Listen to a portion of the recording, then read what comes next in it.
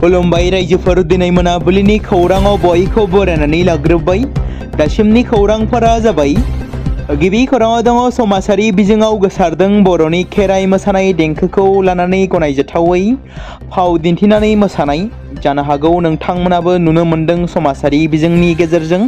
बे बाथ्राखौ मख'नो गोनांदि जारा फाग्ला मोसानाया जादों बाथौ धोरोमजों सोमोन्दो थानाय मोनसे रोखोमनि आखान्थि खेराइ मोसानाय। जारा फाग्लाया गावनि बिहामजो मंगलिखौ नागिरना मोनैनि थाखाय खेराइ फुजा होनायाव बिहामजो मंगलिया दौदिनिनि महर लानानै मोसाफैदोंमोन आरो बिखौ बिथा खालामनानै मोसानायानो जादों जारा फाग्ला मोसानाय। नाथाय बे देंखोखौ लानानै माखासे सुबुंफोरा गनायजाथावै फाव दिन्थिनानै मोसानायखौ लानानै गोबां सोंथि दिखांदों, जेराव गोबां गनायजाथावै मोसानायखौ नुनो मोन्दों आरो बेनि सायाव गोबां सुबुंफोरानो अजद दिखांदों। बे बाथ्राखौ मख'नो गोनांदि खेराइ सोदोबा बाथौ धोरोमनि आमाय थख्ल'। जानो हागौ खेराइनि गुमुरखौ बाथौ धोरोमजोंनो लोब्बा लाखिनानै गोबाङा गोबां बुंलांदों, नाथाय जों बेखौबो खोनाबोदोंदि बोराइ बाथौखौनो खरिया बोराइ होननानै गाबज्रियो आरो खरिया बोराइखौ संग्रिनानै बाथौ गिदिं गिदिं मोसानायानो जादों खेराइ मोसानाय।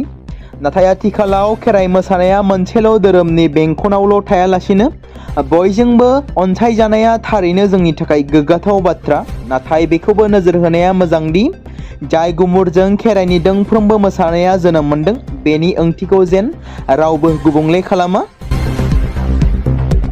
बिहु आरो झुमुर मोसानायनि उनाव बे समाव आसाम सोरखारा बर'नि बागुरुम्बा गिदिर मोसानाय हाबाफारिखौ फैगौ 17 जानुवारि खालि गुवाहाटीनि सर'सजाय स्टेडियामाव खुंफुंनाय जागोन।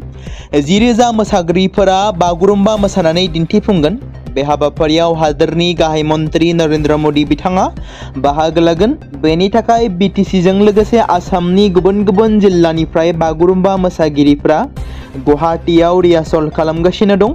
बे बाथ्राखौ मिथिनो मोन्दों। हादोरसानि गुबुन गुबुन जिल्लाफोरजों लोगोसे बिटिसिनि क'क्राझार जिल्लानिफ्रायबो गुबुन गुबुन जायगानिफ्राय गोख्रोङै बागुरुम्बा मोसानानै थामहिनबा बागुरुम्बा मोसानायाव रिहार्सल दिन्थिफुंदों। बेनि बाहागो महरै बिटिसिनि नसुंसेयारि रायजो सोनाब बेंगल आरो नेपालनिफ्रायबो माखासे मोसाखावरिफोरनि हान्जाया रिहार्सल हाबाफारियाव बाहागो लानानै फैगौ 17 जानुवारि खालाराव जानो गोनां बागुरुम्बा मोसानाय हाबाफारियाव दिन्थिफुंनो थियारि जादों होनना मिथिनो मोन्दों। मख'नो गोनांदि आसाम सोरखारनि बानजायनायाव बोहैथि दाननि फैगौ 17 जानुवारि 2026 खालाराव बागुरुम्बा दोहौ बिमुंजों बर' हारिनि जारिमिनारि बागुरुम्बाखौ 10,000 मोसाखावरिफोरजों गुवाहाटीनि सर'सजाय स्टेडियामाव मोसाहोगोन। मख'जाथावदि 10,000 मोसाखावरिफोरजों मोसानो गोनां बागुरुम्बा मोसानायखौ भारतनि गाहाय मन्त्रि मानव गेरेट नरेन्द्र मदि बिथाङा नायफैगोन। बेखौनो मैया सर'सजाय स्टेडियामाव थांनानै दुलाराय बर' फरायसा आफादनि आफादगिरि दिपेन बर' दैदेननाय मोनसे हान्जाया दुलाराय बर' हारिमु आफादनि बिबानगिरिफोरखौ खौरां लाहैदों।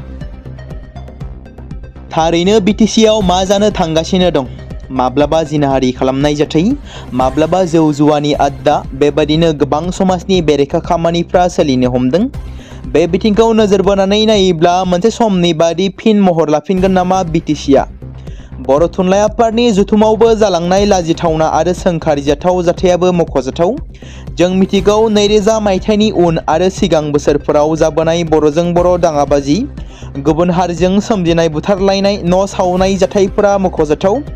फिन आरोबाव सोमजिदों क'क्राझाराव फिसा दखानखौ इनायै सावनानै सेवहांगार खालामनानै गालांनाय जाथाय। बे जाथायखौ सोर खालामदों बेनि सायाव गोख्रों रावजों सोंखारिदों। सोर दुथांफोरा बेबादि खामानिखौ मावखो?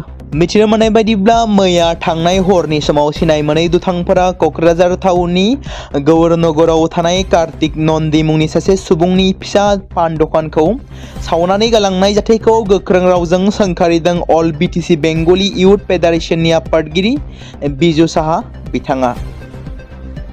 आसामनि गागि देंखो महरगिरि सुधाकान्त भुपेन हाजरिकानि फंबाय समर हाजरिकाया रुंसारि जाबाय, जेराव महरगिरिया मंगलबार खालि एबा दिनै फुंबिलिनि 8:45 रिंगायाव उरुखानि सानावनो जोबथाहांबोयो।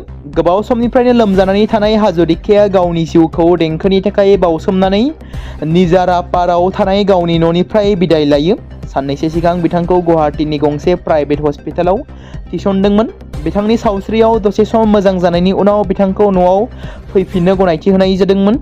मख'नो गोनांदि 1960 मायथाइयाव गावनि देंखोआरि दावबायनायखौ जागायजेननाय हाजरिकाया आसामनि गोबां सावथुनफोर जेरै बुवारी, प्रभातिर फाखि आरो उपपद बायदियाव रोजाबगिरि महरै बिथाङा बिहोमा होबोदोंमोन। बेयाव मोनसे रुजुजायै आयाम दाजाबदेरदोंमोन। बेबायदिनो बिथाङा गोबां हारसिं आरो जावजा एलबामफोरावबो गारां होदोंमोन। बिथांनि रोजाबनाय माखासे मेथाइफोरा खोनासंगिरिफोरनि गेजेराव गोबां मुंदांखा एबा गोसो बोहोनो हादोंमोन। बिथाङा सासे मेथाइ रोजाबगिरिल' नङामोन, नाथाय सासे आखा-फाखा बिजिरगिरिबोमोन। बिथाङा आसामनि गुबुन गुबुन जायगाफोराव खुंजानाय देंखो बादायलायनायाव बिजिरगिरि हानजायाव खामानि मावदोंमोन। गरेस्वर दखरा दुलाराय बर' फरायसा आफादनि खुंगा 38थि थान्दै जखनथाइनि गेवलां मेलखौ गरेस्वराव थानाय गोसोखां मुंख्लं सुजित नार्जारि नब्लाङाव सानसेनि हाबाफारिजों खुंफुंनाय जाबाय। बे हाबाफारिनि गेवलां मेलखौ बेखेवनानै होदोंमोन तामुलपुर जिल्ला दुलाराय बर' फरायसा आफादनि आफादगिरि बासिराम रामसियारिया। गेवलां मेलाव गाहाय आलासि महरै बाहागो लानो हादोंमोन दुलाराय बर' फरायसा आफादनि मानगोनां गाहाय नेहाथारि कनिन्द्र बसुमतारिया।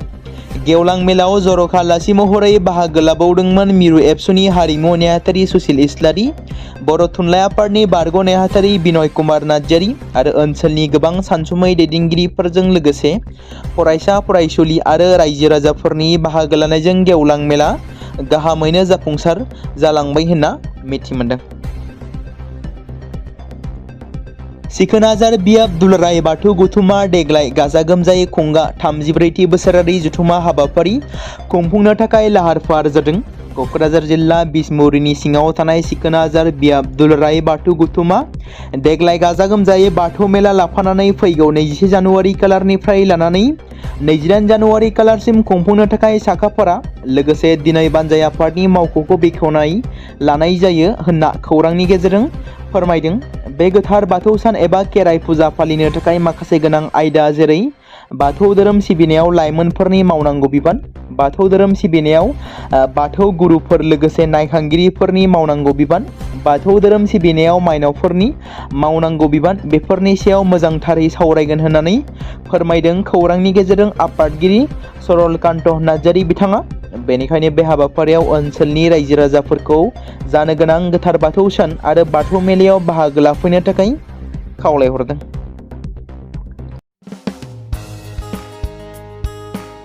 बे समाव मोनसे गोनां फोसावथाय बर' सावथुन नायनानै मोजां मोनग्रा गासै बर' रायजो राजाफोरनि गेजेराव लानानै फैदों।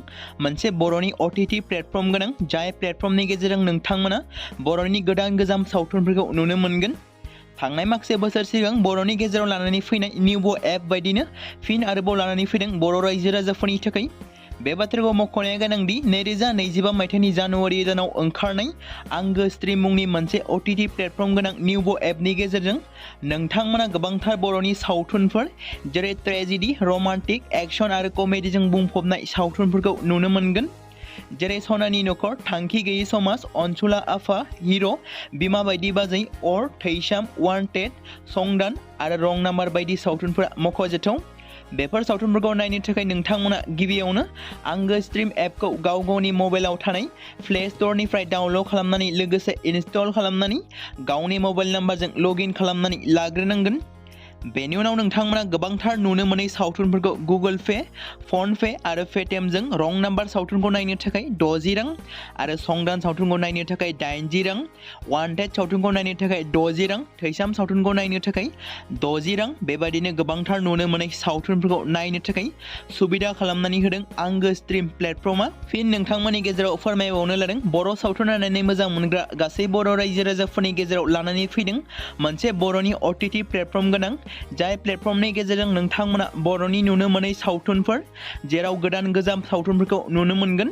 बे बाथ्राखौ मख'नाया गोनांदि 2025 मायथाइनि जानुवारि दानाव दिहुनजानाय आंगो स्ट्रिम मुंनि मोनसे OTT प्लेटफर्म गोनां एपनि गेजेरजों नोंथांमोना गोबांथार बर'नि ट्रेजेडि, रमान्टिक, एक्सन आरो कमेडिजों बुंफबनाय सावथुनफोरखौ नुनो मोनगोन।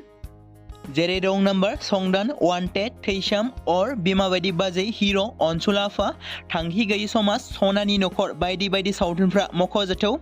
बेफोर सावथुनफोरखौ नायनो थाखाय नोंथांमोना गिबियावनो आंगो स्ट्रिम एपखौ गावनि मबाइलाव थाखानाय प्ले स्ट'रनिफ्राय इनस्टल खालामनानै गावनि मबाइल नाम्बारजों लगइन खालामखांनायनि उनाव नोंथांमोना गोबांथार नुनो मोननाय सावथुनफोरखौ गुगोल पे, फन पे आरो पेटिएमजों रं नाम्बार सावथुनखौ नायनो थाखाय 60 रां, संदान सावथुनखौ नायनो थाखाय 80 रां, वान्टेड सावथुनखौ नायनो थाखाय 60 रां, थैसाम सावथुनखौ नायनो थाखाय 60 रां, बेफोरबायदिनो अर सावथुनखौ नायनो थाखाय 60 रां पे खालामनांगोन। बेबायदिनो गोबांथार नुनो मोननाय बर' सावथुनफोरखौ नायनो थाखाय सुबिदा खालामनानै होदों आंगो स्ट्रिम प्लेटफर्मआ।